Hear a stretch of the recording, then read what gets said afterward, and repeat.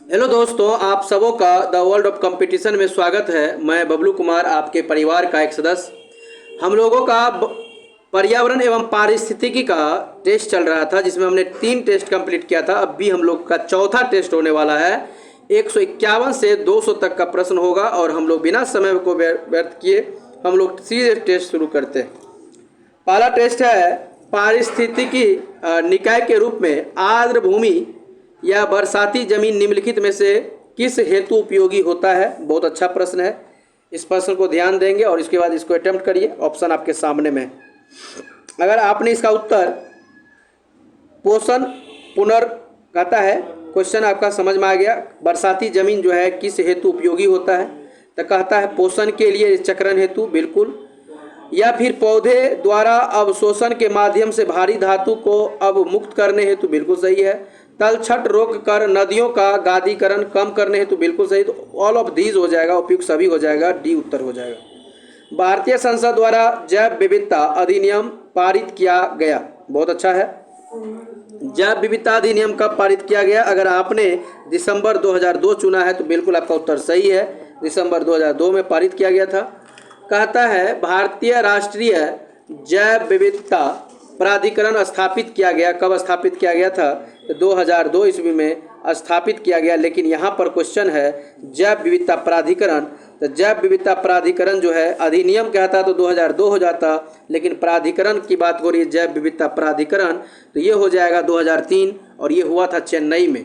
2003 चेन्नई में, option A उसका उत्तर हो जाएगा। भारत सरकार ने नॉर्वे सरकार के साथ मिलकर एक जैव विविधता नीति एवं कानून के केंद्र की स्थापना की थी। बहुत अच्छा प्रश्न है। तो बहुत अच्छा प्रश्न है। इस प्रश्न को अगर हम लोग हल करें तो देखने को मिलेगा, इसका ऑप्शन आपके सामने है। तो अगर आपने चेन्नई चुना है तो बिल्कुल उत्तर आपका सही है। अगला क्वेश्चन है जैव सुरक्षा जिसका जो कार्टाजोना प्रोटोकॉल है, ये ऑप्शन आपके सामने में है। तो बायोसेफ्टी की दृष्टि से क्या हो जाएगा? तो पर्यावरण और वन मंत्रालय के अधीन हो जाएगा, ऑप्शन सी हो जाएगा। जैव विविधता पर संयुक्त राष्ट्र सम्मेलन के दलों का 10वां सम्मेलन आयोजित किया गया था। बिल्कुल 10वां सम्मेलन हुआ था, ये नगोया में हुआ था, अर्थात ऑप्शन सी हो जाएगा। सबसे लंबी जीवित वृक्ष कौन सी है? ऑप्शन आपके सामने में है। सबसे लंबी जीवित वृक्ष की नाम पूछा गया है। अगर आपने इसका सिकोया चुना है तो बिल्कुल सही है आपका बी ऑप्शन। निम्नलिखित में से कौन एक किसी प्रजाति के विलोपन के लिए उत्तरदायी नहीं है? इसमें से कौन सा जो है विलोपन के लिए उत्तरदायी नहीं है? तो ऑप्शन आपके सामने में है। अगर आप इस ऑप्शन को देखेंगे तो इसको आप देखेंगे व्यापक नीच, जिसको कर्मता कहते हैं, तो ये ऑप्शन ए इसका उत्तर हो जाएगा। किस पर्यावरण में जैव द्रव्यमान का वार्षिक उत्पादन न्यूनतम होता है? वार्षिक उत्पादन न्यूनतम होता है। अगर आपने गहरा सागर चुना है ऑप्शन ए तो बिल्कुल ऑप्शन ए तो बिल्कुल सही है। जैव विविधता दिवस कब मनाया जाता है? बायोडायवर्सिटी दिवस की बात कर रही है। अगर 22 मई अगर आपने चुना है, लेकिन ऑप्शन में हाँ ये रहा ऑप्शन ए 22 मई, बिल्कुल आपका सही है। अगला है नेक्स्ट प्रश्न, टुमारोज बायोडायवर्सिटीज पुस्तक के लेखक कौन है? अगर वंदना शिवा ऑप्शन चुना है, वंदना शिवा, तो आपका उत्तर बिल्कुल सही है। वंदना शिवा आपका उत्तर बिल्कुल सही है।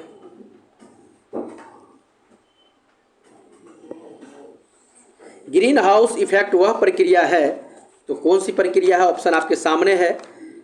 ऑप्शन आपके सामने है। आप अगर ये कहते होंगे जिसमें वायुमंडलीय कार्बन डाइऑक्साइड द्वारा इंफ्रारेड विकिरण अवशोषित करके वायुमंडल का ताप बढ़ाता है, इसको कहते हैं बिल्कुल पृथ्वी के तापमान को बढ़ाना ग्रीन हाउस इफेक्ट कहलाता है, या वैश्विक तापन यही है।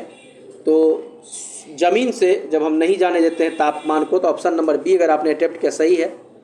ग्रीन हाउस गैस की संकल्पना की थी, ग्रीन हाउस गैस की संकल्पना की थी अगर आपने जोसेफ फोरियर अटेम्प्ट किया है, ऑप्शन सी आपका उत्तर सही है।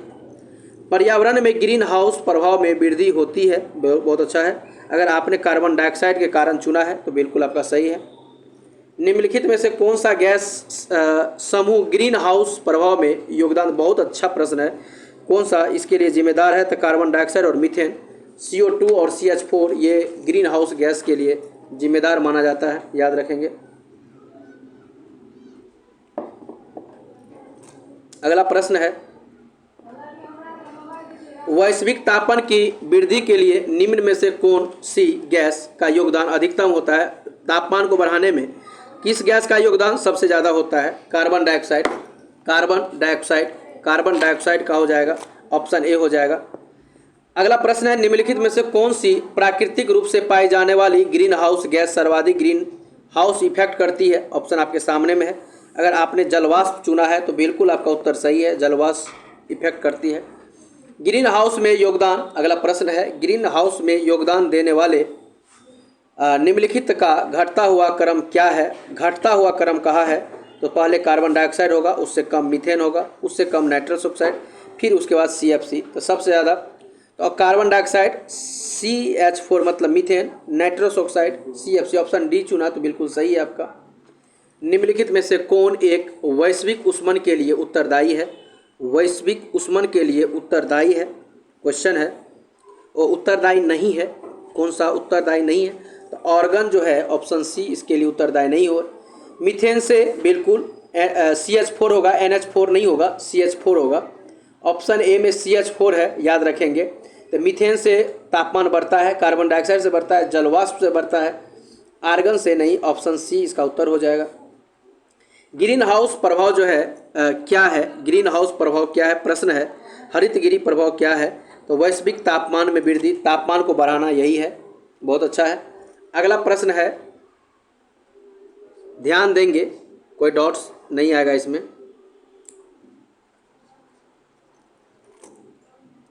निम्नलिखित में से कौन पदार्थ सार्वत्रिक तापन उत्पन्न करने में योगदान नहीं करता है? तो कौन सा योगदान उत्पन्न नहीं करता? अगर आपने सल्फर और नाइट्रस ऑक्साइड अटेम्प्ट किया है, बिल्कुल सही, ऑप्शन ए।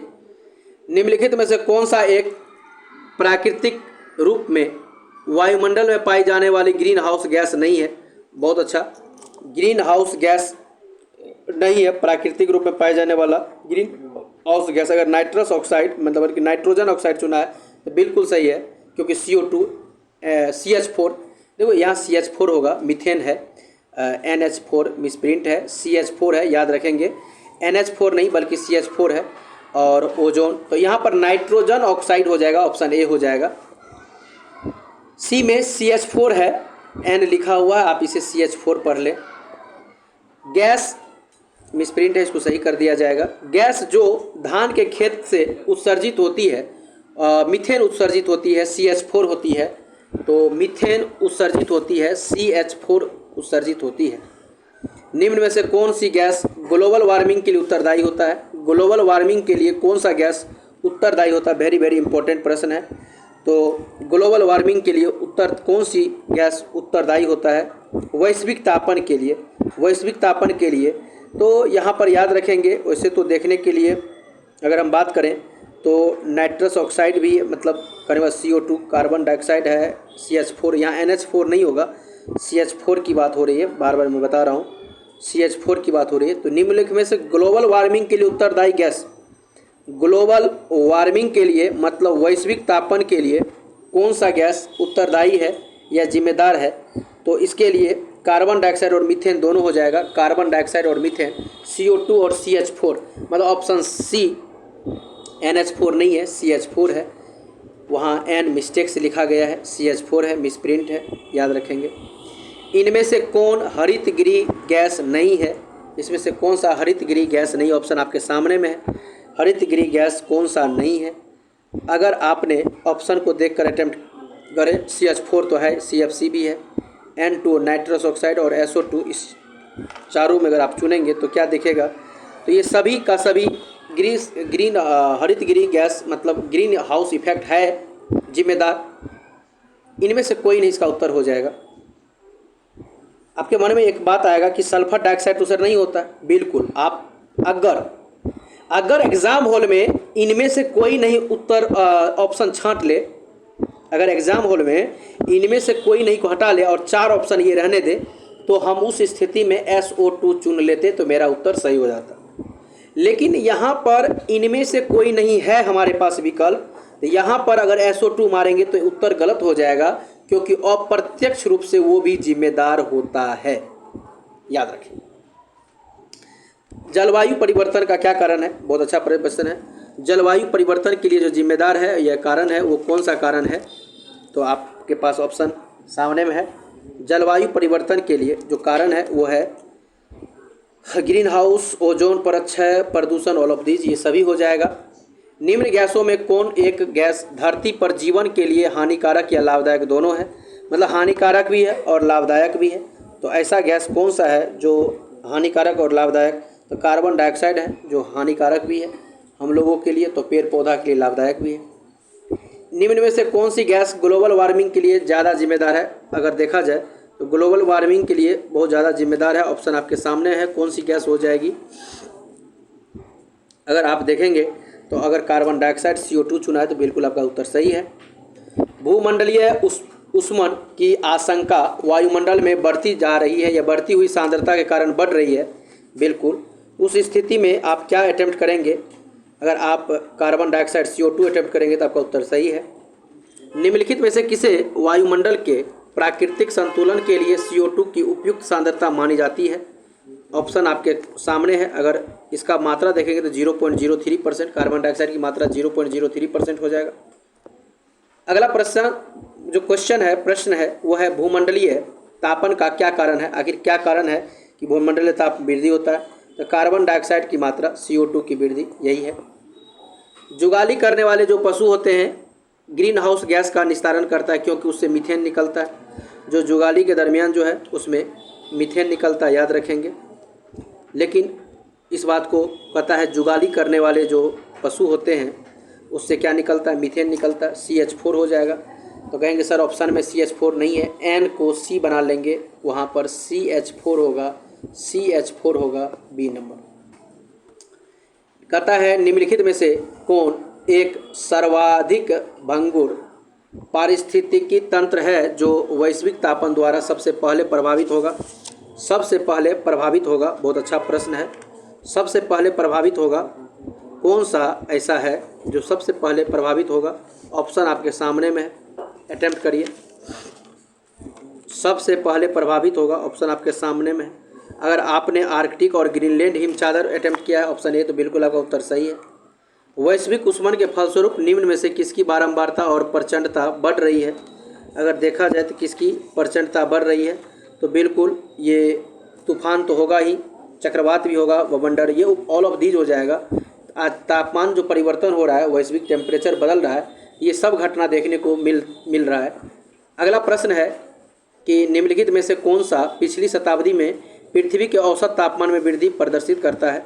औसत तापमान में वृद्धि प्रदर्शित 0.8 डिग्री सेल्सियस इतना का वृद्धि हुआ है।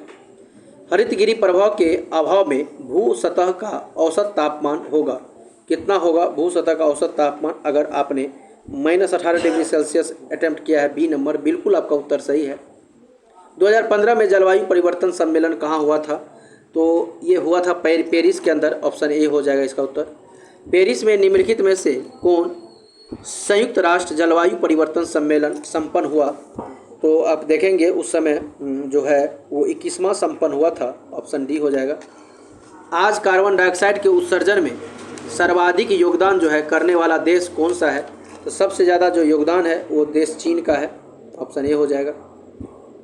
विश्व का सबसे बड़ा ग्लोबल कार्बन जो है उत्सर्जन कौन सा देश करता है? तो अगर आप देखेंगे तो ये चीन हो जाएगा, चीन करता है, B हो जाएगा। मानव की कौन सी क्रिया जलवायु की सर्वाधिक प्रभावित होती है? जलवायु से सबसे ज़्यादा प्रभावित होती है।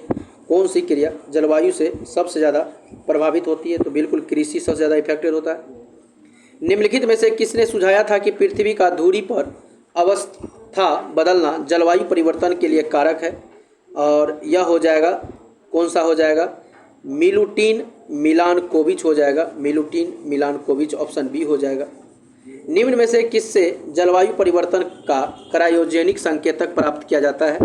क्रायोजेनिक संकेतक प्राप्त किया जाता है तो आइस, बिल्कुल आइस कोर के द्वारा, ऑप्शन नंबर ए हो जाएगा, बिल्कुल सही है। 50 से अधिक देशों द्वारा समर्थित संयुक्त राष्ट्र का मौसम परिवर्तन समझौता कब प्रभावी हुआ? आपके पास ऑप्शन है, आप अटेम्प्ट करें, ये थोड़ा सा क्रिटिकल क्वेश्चन रहेगा आपके लिए। तो 1994 में ये हुआ था, 21 मार्च 1994, ऑप्शन ए हो जाएगा। जलवायु परिवर्तन पर संयुक्त राष्ट्र का सम्मेलन COP21 का जो आयोजन हुआ था ये कहाँ पर? पेरिस में हुआ था। ऑप्शन बी हो जाएगा, पेरिस के अंदर में हुआ था। अगला प्रश्न है, जलवायु परिवर्तन पर संयुक्त राष्ट्र का सम्मेलन जो है ये पेरिस में हुआ था। तो अगला प्रश्न है, UNFCCC एक अंतर्राष्ट्रीय संधि है जिसका गठन किस रूप में? UNFCCC की बात हो रही है। तो अगर आपने UNFCCC सचिवालय अटेम्प्ट कहने का मतलब इसका जो गठन है वो किस संदर्भ में UNFCCC की बात हो रही है। तो अगर आपने ग्रीन हाउस गैस में के उत्सर्जन में कमी, तो आप इसको देखेंगे UNFCCC एक अंतर्राष्ट्रीय संधि है जिसका गठन किस पर्पस से हुआ था? UNFCCC का गठन किस पर्पस से हुआ था? तो ऑप्शन आपके सामने में है ABCD, इसमें से कौन सा उत्तर आपका बन जाएगा? UNFCCC के बारे में पूछा जा रहा है। तो अगर आपने इसका उत्तर रियो डी जेनेरियो 1992 संयुक्त राष्ट्र के पर्यावरण और विकास सम्मेलन चुना है तो बिल्कुल आपका उत्तर सही है। क्योटो प्रोटोकॉल किससे संबंधित है? क्योटो प्रोटोकॉल किससे संबंधित है? अगर आपने ये प्रश्न चुना तो क्योटो प्रोटोकॉल की बात हो रही है। ऑप्शन आपके सामने में है, तो आप बता दीजिए कौन सा संबंधित हो जाएगा जलवायु परिवर्तन से। तो बिल्कुल आपका उत्तर सही है। अगला है 1997 में